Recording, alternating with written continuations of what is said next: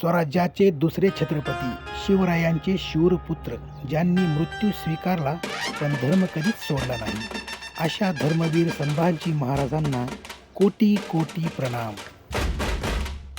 14 मे 1657 रोजी पुरंदर किल्ल्यावर महाराजांचा जन्म झाला. लहानपणापासूनच त्यांच्यात शौर्य, बुद्धिमत्ता आणि पराक्रम दिसत होता. वयाच्या अवघ्या काही वर्षात त्यांनी संस्कृत, हिंदी, फारसी अशा अनेक भाषा आत्मसात केल्या. संभाजी महाराज फक्त योद्धे नव्हते, ते विद्वानही होते. त्यांनी बुधभूषण हा ग्रंथ लिहिला. वयाच्या लहानपणीच त्यांनी युद्धकला, राजकारण आणि नेतृत्व शिकून घेतले. छत्रपती शिवाजी महाराजांनंतर स्वराज्याची जबाबदारी संभाजी महाराजांवर आली. त्या काळात औरंगजेबाने संपूर्ण हिंदवी स्वराज्य संपवण्याचा निर्धार केला होता. पण संभाजी महाराजांनी तब्बल 9 वर्ष मुघलांना झुंज दिली. एकही किल्ला सहजासहजी शत्रूंच्या हातात जाऊ दिला नाही.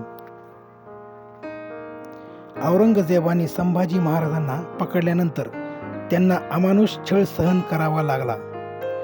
धर्म बदलण्याची ऑफर देण्यात आली, पण संभाजी महाराजांनी ठामपणे नकार दिला.